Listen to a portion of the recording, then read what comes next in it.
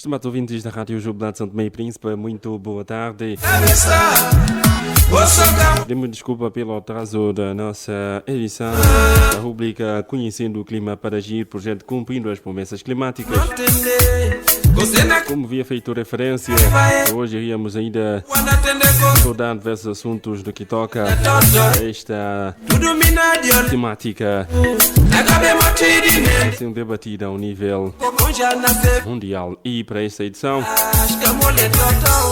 teremos aqui no estudo número 2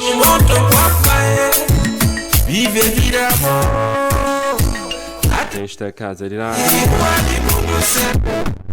em que irá conversar conosco acerca da questão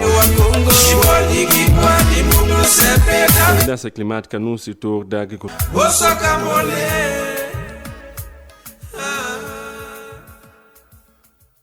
Exatamente, amados ouvintes da Rádio Jubilar, como foi a menção, nesta edição teremos aqui no estúdio número 2 desta Casa Rádio o diretor da Agricultura, Armando Dias Monteiro, que eu passo desde já a saudar.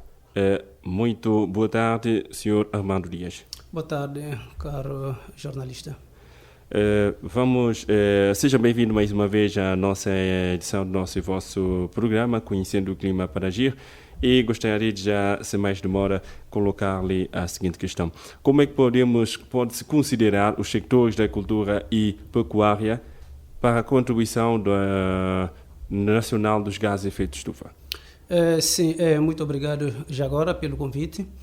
Para dizer que o sector da agricultura e da pecuária, como sabem, é um dos sectores que também contribui para os efeitos de gases de efeito de estufa. E, portanto, através tanto do setor da pecuária com as emissões que são geradas, não é, alguns gases provenientes do manejo do estrume dos animais e também devido à fermentação entérica dos animais, que, portanto, é um sistema dentro do organismo dos animais que gera, portanto, o gás metano CH4, mais conhecido por CH4, e, portanto, com a capacidade de também contribuir para destruir a camada do ozônio e gerar, portanto, os efeitos das mudanças climáticas. Também o setor da agricultura também influencia também nessa questão dos efeitos estufa, através de algumas práticas inadequadas que os agricultores, portanto, implementam. Senhor diretor, uma última questão que eu gostaria de colocar é quais são as consequências das mudanças climáticas que podem afetar a agricultura, a pecuária ao nível nacional? Ok, ao nível nacional, os sectores da agricultura e da pecuária são, portanto, considerados como os sectores que mais são afligidos pelos efeitos nefastos das mudanças climáticas, dos efeitos, não é? Estamos a falar, sobretudo, na agricultura, a questão da seca, não é? Que é um dos grandes efeitos sentidos, né? Das mudanças climáticas sentidos no país, que faz com que reduza, portanto, o caudal dos rios e, assim, coloca os agricultores numa situação de déficit de água para irrigar as suas plantações. De igual forma, a água também, que, portanto, são servidas para o maneio do animal e também para os animais poderem, portanto, beber. Por outro lado, também nós verificamos no mês de março, abril deste ano, nós vimos algumas situações de chuvas que fizeram sentir no país de forma tão gravosa que, para além de danificar as infraestruturas de apoio à produção, tanto animal como agrícola, também, portanto, danificou as plantações como tal. O senhor está a falar, por exemplo, das estufas? Das estufas, também tivemos algumas capoeiras, alguns sistemas mesmo de irrigação que foram eles danificados por causa das árvores que, portanto, caíram e destruíram essas infraestruturas. E, de facto, as estufas, portanto, foi uma das infraestruturas muito importante, portanto, que sofreram com os danos das chuvas e tempestades. Exatamente, Sr. Diretor da Cultura, como é que o país pensa em adaptar e mitigar os efeitos das mudanças climáticas através das NDCs? Ok, através das NDCs nós temos ali várias medidas que o país, portanto, assumiu para vários sectores, dos quais o setor da agricultura e da pecuária, que é o que me diz respeito cá neste encontro, portanto. Essas medidas, elas versam-se sobretudo com o desenvolvimento de novas variedades, não é? Que possam ser adaptadas e possam ter um maior espectro de tolerância aos efeitos nefastos das mudanças climáticas. Estamos a falar também de dotar as comunidades agrícolas de infraestruturas de irrigação para poder fazer face aos efeitos de seca, não é?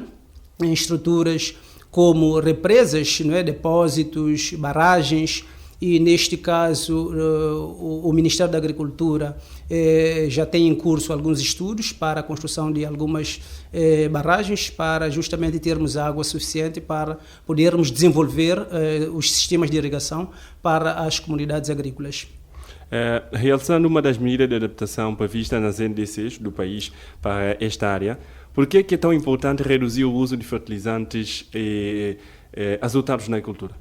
Portanto, o uso de fertilizantes, propriamente dito os fertilizantes azotados, não é? Os que contêm o elemento nitrogênio, são, portanto, fertilizantes que têm a capacidade de gerar gases que, portanto, conseguem destruir contribuir para a destruição da camada do ozônio e, portanto, gera, portanto, os efeitos negativos das mudanças climáticas. Portanto, qualquer medida que seja direcionada à utilização racional ou à redução da utilização ou mesmo deixar de utilizar os fertilizantes que são eles azotados, portanto, seria uma das medidas para conter os efeitos das mudanças climáticas.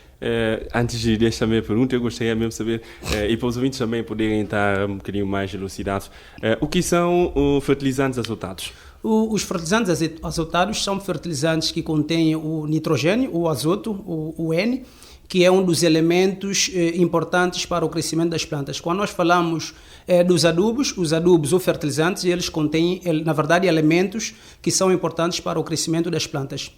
E existem os macro e os micronutrientes. Os macros são aqueles que são requeridos em maior quantidade pelas plantas, e falamos de NPK, o nitrogênio, o fósforo e o potássio. O N é o do nitrogênio ou azoto, por isso é que nós chamamos de fertilizantes azotados, aqueles que têm na sua constituição o elemento nitrogênio. E este fertilizante é bastante usado em São Tomé? É bastante utilizado porque, na verdade, o nitrogênio ele é o elemento que compõe a proteína para o desenvolvimento, sobretudo das raízes e da caule das plantas. Exatamente. Quando falamos em adaptar novas variantes produtivas que possam ter assim, maior tolerância aos efeitos pejorativos do clima, estamos a falar exatamente de que espécie? Bem, mundo fora existem, portanto, variedades de quase todas as culturas agrícolas, não é? Porque, na verdade, essas variedades elas são variedades desenvolvidas para poder serem mais tolerantes aos extremos climáticos. Estamos a falar sobretudo à seca, não é? E, portanto, para o caso específico de São Tomé, nós também não fugiríamos à regra. Qualquer das culturas, se nós tivéssemos capacidade de conseguirmos produzir variedades de qualquer, não importa que cultura que seja, seria importante para que nós possamos ter essas culturas a ser desenvolvidas, portanto, mesmo com estresse hídrico nas zonas, sobretudo zonas de norte e nordeste do país que têm escassez de água. Mas, neste momento, nós temos ao nível do CIAT, que é o Centro de Pesquisa do Ministério da Agricultura, nós temos alguns trabalhos e com visão para o futuro, para desenvolvermos, sobretudo com a batata doce, a matabala, a mandioca, o milho e o feijão. Neste momento nós temos, por exemplo, duas variedades que não me lembro ainda o nome, porque isso está entregue ao CIAT, e o CIAT ainda não divulgou os resultados. Portanto, alguns ensaios com duas variedades de milho e feijão que vieram de México. Então são consideradas variedades novas? Sim, variedades novas que estão sendo testadas, justamente com foco na sua tolerância, no grau de tolerância dessas variedades para os períodos e as zonas mais secas. Existem centros de pesquisa ao nível nacional que poderão assim, apoiar o Ministério da Cultura a identificar espécies mais adaptadas, mais resistentes à seca? Pois é isso que eu falei, o único centro que nós temos, que é o CIAT, e portanto é esse centro que também é tutelado pelo Ministério da Agricultura, que tem desenvolvido e tem, portanto, o piloto para desenvolver essas ações. Quais são as culturas mais prejudicativas em Santo Tomé e Príncipe com este fenômeno de mudanças climáticas? Bem, nós temos, portanto, uma das culturas que mais sofre, sobretudo com a questão da seca, é o milho, porque os agricultores da zona norte e nordeste, eles fazem portanto, a sua planificação de sementeira em função da chuva, e nos últimos tempos o que nós temos apercebido é que os agricultores fazem a sua planificação de acordo aos seus conhecimentos naquilo que tange as estações do ano de Santo Tomé e Príncipe. Portanto, eles sabem já os meses que deveria, entre aspas, chover. Eles fazem a planificação, fazem a sementeira e muitas vezes eles têm fraco rendimento justamente por causa dessa irregularidade das chuvas, justamente por causa dos problemas relacionados às mudanças climáticas.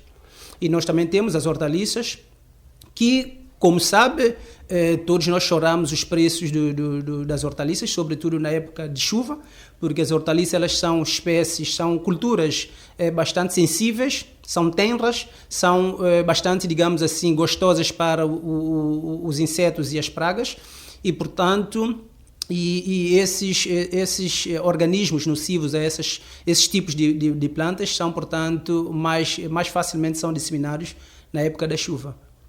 Exatamente. Em vários países, as mudanças climáticas já comprometem gravemente a produção agrícola e o acesso à alimentação. Em Santo Tomé e Príncipe já temos esta preocupação? Temos já há algum tempo. Nós estamos a falar, por exemplo, do problema que nós temos sentido com as culturas de citrinos. O limão já chegou a ser comercializado a 10 dobras por unidade de limão. A matabala também já não se fala.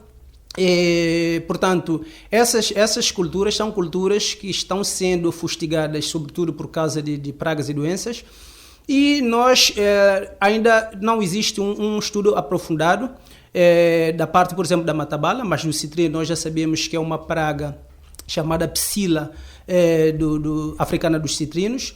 Mas, de qualquer forma, nós acreditamos que, portanto, esses problemas, sobretudo de pragas e doenças, não são problemas introduzidos recentemente, são problemas que nós já tínhamos tido no país já há algum tempo, mas isso está vindo à tona justamente por causa dos problemas relacionados com as mudanças climáticas.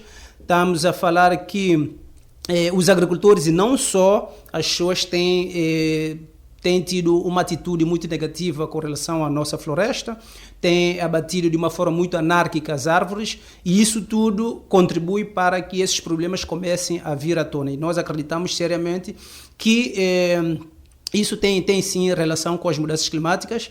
Nós temos preocupados com a questão das hortaliças, que o consumidor tem reclamado muito sobre a oscilação tão drástica dos produtos hortícolas, e por isso o Ministério da Agricultura tem verdade esforços ultimamente com a questão da introdução da tecnologia das estufas, justamente para que as hortaliças não sejam tão fustigadas devido aos problemas de mudanças climáticas, uma vez que elas estarão, portanto, protegidas pelo sistema protegido, e para dizer que as hortaliças também são muito fustigadas às mudanças climáticas. Quando o diretor da Cultura fala na questão de produção assim, segura, está a falar exatamente em produção de que forma? Estamos a falar em produção protegida através da infraestrutura estufa. Estufa é uma forma que se produz as hortaliças de forma protegida, onde nós temos estruturas com a parte de cobertura com os plásticos para impedir o contacto direto das plantas com a água da chuva, e lateralmente também a prevenção de entrada de pragas, não é? Insetos, através de redes anti-afídeos. Exatamente. Uma vez que existem algumas espécies também, não é? Que também nota-se, como o diretor acabou de mencionar, por exemplo, a matabala e o citrino, pode haver também outras espécies que há algum projeto da direção para ajudar neste sentido de tentarmos, né, reaver estas culturas que estão assim ameaçadas. Bem, o que a Direção da Agricultura tem feito, na verdade o Ministério, né, é mais direcionado à Direção da Agricultura, com o apoio do CIET. Portanto, eu já havia referido que o CIET já descobriu, portanto, a causa, né, daquilo que tem atacado os citrinos, que é uma praga chamada psíula africana dos citrinos. E, portanto, está-se a buscar mecanismos para se fazer o combate desta praga e, simultaneamente, faríamos também, portanto, a multiplicação de forma massiva, não é, das mudas de citrinos para, portanto, ser disseminado ao nível dos agricultores. E, com relação à matabala, me recordo que, num passado muito recente, a Direção da Agricultura fez a distribuição de 200 mil plantas de matabala para os agricultores, de forma a estimular a produção deste cultivo. Porque nós, como eu havia referido, ainda não existe um estudo aprofundado e detalhado científico sobre as causas da baixa da produção da matabala. Os agricultores veem, portanto, há muitas mortalidades das plantas da matabala, mas, de facto, nós também verificamos outros aspectos, como a invasão dos porcos. Então, nós acreditamos que a parte das plantações como tal, também é uma necessidade de nós intervirmos no sentido de disponibilizarmos mais materiais vegetais para que nós possamos estimular assim a produção pelos agricultores. Quais são as medidas e projetos que a Direção da Agricultura tem estado a implementar para ajudar os agricultores de São Tomé e Príncipe? Bem, esta foi uma das medidas que nós tivemos, essa de distribuição de plantas. Ela também insere num pacote maior que é a campanha Vamos Chimia para Nobiquá Comer, que está sendo desenvolvida diretamente pelo Ministério da Agricultura, mas diretamente relacionada à Direção da Agricultura. E, portanto, ali nós fazemos já fizemos distribuição de muitos materiais vegetais, não somente as 200 plantas de matabala, fizemos também distribuição de cordas de batata doce, fizemos distribuição de mandioca, conseguimos, através do apoio com a FAO, a importação de 100 quilos de hortaliças diversas, em que nós abrimos um mês de promoção em que o preço foi pela metade, os agricultores conseguiram ter maior acesso a essas sementes. E, dentre outros, nós temos vários trabalhos, inclusive amanhã vamos fazer o lançamento de uma formação que vai decorrer no Hotel Praia, que vai ser uma formação sobre a gestão e manuseio de uma plataforma, na verdade uma base de dados informatizada, em que nós vamos poder dar aos agricultores a chance de serem cadastrados no Ministério da Agricultura e terem acesso a um cartão de identificação dos agricultores. E, portanto, com esse cartão, os agricultores conseguirão ter muitas vantagens, porque será com esses cartões que eles conseguirão ter acesso a crédito, conseguirão ter, portanto, acesso à compra, poderão, inclusive, a nossa visão para o futuro será, portanto, de conseguir ter sinergias com as câmaras, as autarquias, para conseguirmos que tanto as paleeiras, os restaurantes, os hotéis, os supermercados exijam o cartão do agricultor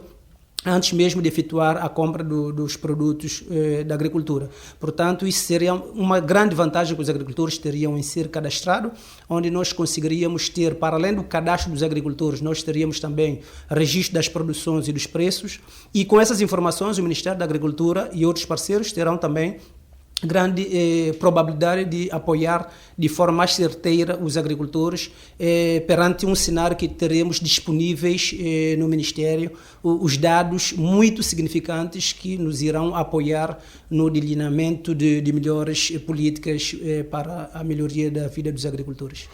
O senhor diretor percebe que é preciso que a população entenda melhor a questão de mudanças climáticas para poder tomar melhores decisões? Essa questão é uma questão, eu acho que eu levaria ela para além dos agricultores. Essa é uma questão multidisciplinar. A população, não é? A população, mesmo os dirigentes, os políticos, temos que ter, sim, uma maior apropriação de todo o São Tomé nas questões de mudanças climáticas.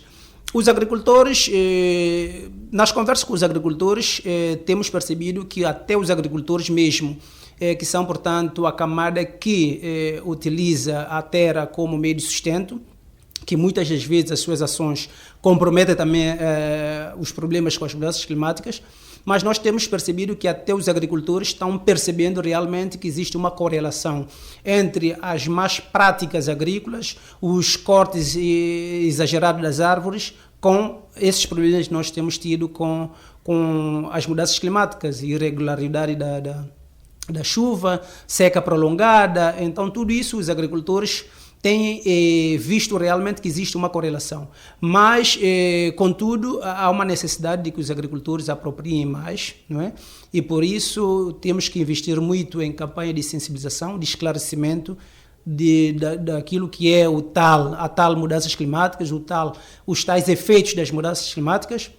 E isso, portanto, o que nós estamos fazendo nesse momento agora, portanto, é um dos mecanismos, né, para difundir cada vez mais as informações sobre os problemas, as consequências das mudanças climáticas, para que a população em geral e, sobretudo, os agricultores e os criadores estejam mais por dentro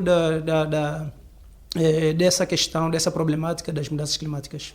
É claro que o senhor diretor acabou de mencionar que nessa questão da mudança climática tem que haver o esforço coletivo, não é, de todas as camadas sociais, mas olhando para a nossa realidade, sente esse esforço, essa preocupação de todos os santomenses ou todos os envolventes de São Tomé nessa questão, preocupado com a questão de mudança climática? Bem, aos poucos nós temos percebido que realmente tem havido mudanças. Estamos a dizer que existe no presente momento um Comitê Nacional das Mudanças Climáticas. Para mim, no meu ponto de vista, isso já é um grande passo dado. Temos também, ao nível de um dos projetos que foi implementado no Ministério da Agricultura, com a parceria do PNUD, que é um projeto chamado Adaptação às Mudanças Climáticas.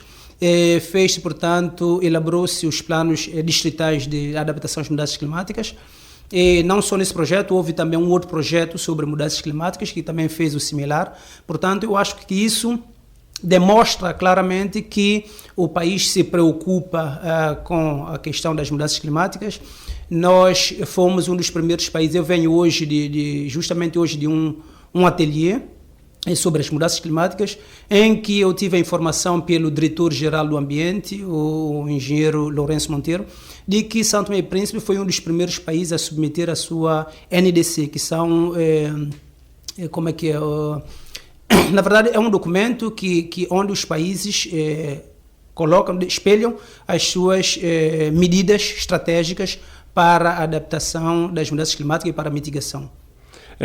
Ainda voltando um bocadinho atrás nessa questão das variantes produtivas, que possa assim ser tolerante aos efeitos, estas variantes, em caso de adaptarmos a elas, quais são as áreas de São Tomé e Príncipe que seria possível implementar este projeto com estas variantes? Bom, na verdade quando fala variantes, eu entendo que esteja falando de variedades adaptadas, sim, não é? Exatamente, variedades adaptadas, ou seja, variedades produtivas adaptadas. Ok, essas variedades, bom, pelo menos no presente momento, o que temos tentado a fazer é desenvolver variedades que sejam, portanto, adaptadas às condições mais secas, não é? E, portanto, logicamente que se nós viermos, se não, vamos realmente chegar ao ponto de conseguirmos desenvolver essas variedades e, com certeza, pela especificidade da zona de norte e nordeste do país, que são zonas mais secas, com certeza será ali, portanto, o alvo para essa intervenção. Sendo diretor da cultura também, conhecendo o país e também alguém que trabalha nesta área vocacionada da cultura, quais são as áreas do país onde é possível verificar esta questão de mudanças climáticas de forma mais acentuada? Bom, nós sempre, quando nós falamos das mudanças climáticas, o nosso foco sempre é a zona norte-nordeste, por causa da seca, não é? Que às vezes a seca, nós até chamamos o termo específico, é a estiagem, é a seca prolongada para mais daquilo que é previsto. E também nós temos a zona de Monte Café, que também é uma zona que chove muito, e pelo tipo de solo, pela especificidade do solo, é uma das comunidades onde há maior produção de hortaliças, e ali também nós temos muitos problemas, justamente ao oposto das zonas norte e nordeste do país. Por um lado é a seca, por outro lado é o excesso de chuva e falta de mecanismos para poder fazer face a esses efeitos. Exatamente, estamos já caminhando para a reta final do nosso programa, desta pequena conversa. Para além dos agricultores, destes atores políticos, existem mais setores que estão engajados nesta questão de mudanças climáticas? O setor, as mudanças climáticas é transversal. Temos transporte, temos sobretudo o transporte e a energia, que são os sectores que mais emitem. Temos o setor de resíduos, temos o setor de indústria, então mesmo saúde também tem a ver com as mudanças climáticas. Então é multissectorial, quase todos os sectores estão envolvidos. Se nós não avançamos, se o país não avançar imediatamente com algumas medidas que têm que ser tomadas, quais são os perigos para São Tomé e Príncipe, principalmente para os seus habitantes, no que toca à agricultura? Nós somos um país que depende muito do exterior, mas na verdade é que com o surgimento da pandemia da Covid-19, nós verificamos que cada vez mais cada país precisa de manter a sua população alimentada e nutrida, e nós vimos através de Covid que há uma necessidade de cada país enverdar esforços no sentido de conseguir abastecer o seu mercado com o mínimo possível de produtos que são produzidos internamente.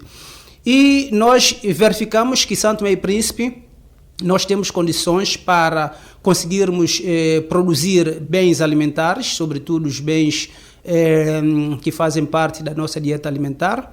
E, portanto, se nós não tomarmos atenção nas questões ligadas às mudanças climáticas, como dissemos inicialmente da nossa conversa, a agricultura e a pecuária são dois sectores que são altamente afetados pelos efeitos negativos que muitas vezes são provocados também por outras áreas, por outros sectores. E, portanto, se nós não considerarmos de uma forma muito séria a problemática das mudanças climáticas, nós poderemos correr, sim, o risco de não conseguirmos abastecer, pelo menos à medida que nós já estamos, porque até então, no presente momento, nós não dependemos 100% a nossa alimentação não depende 100% daquilo que nós produzimos internamente. Pelo menos o nível que nós já estamos, aquilo que nós conseguimos abastecer o mercado, nós não conseguiríamos abastecer se nós continuarmos a ter a atitude comportamental que nós temos vindo a ter até a presente data. Exatamente. Que conselho gostaria de deixar para os agricultores são-tomenses? Bem, os agricultores, de uma forma geral, dizer que, portanto, os agricultores, antigamente, os nossos antepassados, os nossos avós, eles tinham uma forma diferente de cultivar. E se nós formos a fazer uma comparação analítica do presente e do passado, nós poderemos fazer uma correlação entre a forma com a qual os agricultores produzem e a forma tradicional anterior. Nós vimos que hoje a tecnologia aumentou, sobretudo com a tal Revolução Verde, que veio bombardeando os países com insumos agrícolas. Nós conseguimos ver que a agricultura anterior, é mais sustentável, é mais durável, provoca menos impactos às mudanças climáticas. Portanto, fazendo essa correlação, só para dizer que o meu aconselhamento para os agricultores é que não deixemos de implicar aspectos tecnológicos na nossa prática da agricultura, mas também tentemos não esquecer a 100% aquilo que nós aprendemos com os nossos antepassados. A nossa forma tradicional. A nossa forma tradicional, o uso de esterco de animais, não derrubar todas as árvores no campo, mesmo que seja campos hortícolas. Não precisamos de derrubar todas as árvores para podermos depois fazer a nossa prática agrícola. Nós não precisamos queimar a palhada para limpar o campo depois para fazermos a nossa prática agrícola. Então, porque para dizer que, fugindo um pouquinho, não é, da questão, dizer que o Ministério da Agricultura, eu acho que é de conhecimento de todos. Não só o Ministério da Agricultura, como também o próprio primeiro-ministro já fez uma declaração ao público da estratégia do país, da intenção do país em transformar-se em 100% biológico e, portanto, há uma necessidade dos agricultores começarem já pouco a pouco a ir caminhando para ir de encontro a essa estratégia de transformar o país em 100% biológico, porque nós iremos ter muitos ganhos, não somente financeiro, porque transformar o país em 100% biológico significa dizer que tudo vai ser analisado, inclusive o rendimento dos agricultores. Porque muitos agricultores acham que a agricultura biológica, quando eu falo agricultura biológica, eu estou me aproximando ao passado. Não é? A agricultura do passado era uma agricultura biológica. E muitos agricultores pensam que a agricultura biológica é sinônimo de redução do seu rendimento. Mas se o país tiver realmente que enveredar para uma agricultura biológica 100%, com certeza que irá ter estudos, pesquisas, incentivos para que não somente mantenha o nível de rendimento atual dos agricultores, como aumente. Portanto, o conselho que eu deixaria para os agricultores que têm conhecimento sobre agroecologia, sobre a agricultura que os nossos antepassados faziam, utilizando boas práticas agrícolas que conservam bem o solo e o meio ambiente, comecem a aplicar essas práticas e também começam a disseminar, a explicar, a ensinar os seus vizinhos, sobretudo os agricultores mais novos.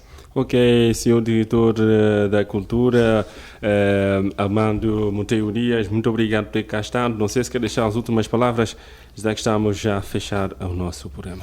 Bem, para dizer mais uma vez aos agricultores para terem coragem e suplicar, eu utilizo a palavra suplicar, os dirigentes e a classe decisora desse país para encarar a questão de mudanças climáticas como algo muito sério, porque realmente é uma questão muito séria que nós devemos considerar em quase todas as nossas políticas de forma multissectorial.